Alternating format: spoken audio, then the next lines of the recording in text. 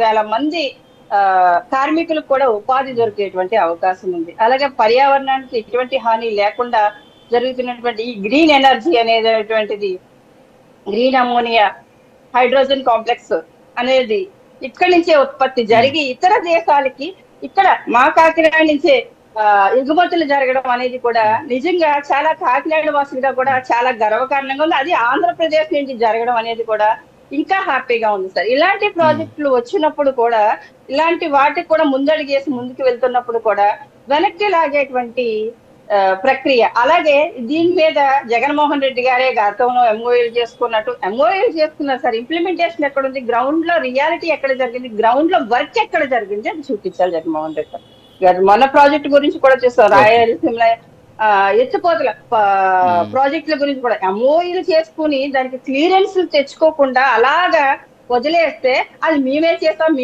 అంటే పేపర్ల మీద 100 రాస్తారు, కానీ రియాలిటీలో గ్రౌండ్ లో నిజంగా ప్లానింగ్ అనే ఉంటాయి సార్. ఒక ఆర్కిటెక్చర్ తో ప్లానింగ్ అనే చేసుకుంటాం క్లియర్ గా. చేసుకుని అక్కడ రాళ్ళు ఇటుక ఇవన్నీ తెచ్చుకొని అక్కడ కార్మికులు చేసుకుని నిర్మించకపోతే అది భవనం పూర్తి కాదు. అలాగే జగన్మోహన్ రెడ్డి గారు కూడా ఓన్లీ అక్కడ వేసేటువంటి ఆ రూట్ మ్యాప్ లోని ఆర్కిటెక్చర్ తో ఆ కాగితాల మీద గీయించడం తప్ప పూర్తిగా ఇంప్లిమెంటేషన్ అనేది చెయ్యడానికి గ్రౌండ్ రియాలిటీలో వర్క్ అనేది జరగడానికి ఎక్కడ కూడా సహకరించలేదు. ఈ రోజు కూటమి ప్రభుత్వం ముందుకు వచ్చి దాన్ని ముందుకు తీసుకుని వెళ్తూ ఉంటే ఇక్కడ బురదేసేటువంటి పరిస్థితి. బాబు గారు క్రెడిట్ చోరీ చేశారనో, లేకపోతే డిప్యూటీ సీఎం గారు క్రెడిట్ చోరీ చేశారనో జగన్మోహన్ రెడ్డి గారు చెప్పినంత మాత్రాన నమ్మేటువంటి పరిస్థితి లేదు. సోదరులు ఇందాక కూడా అన్నారు, గతంలో అమ్మఒడి అనేటువంటి పథకం ఇచ్చారు, జగన్మోహన్ రెడ్డి గారే ప్రారంభోత్సవం చేశారు. కానీ ఆ పథకానికి లోకేష్ గారు కూడా చేసి అది మాదే అని చెప్పుకుంటున్నారు అనేసి. మీరు కుటుంబంలో ఎంత మంది పిల్లలు ఉంటే అంతమంది పిల్లలకి ఇస్తానని ఆ రోజు అధికారంలోకి వచ్చారు. కుటుంబంలో ఒక్క బిడ్డకు మాత్రమే మీరు అమ్మఒడి ఇచ్చారు.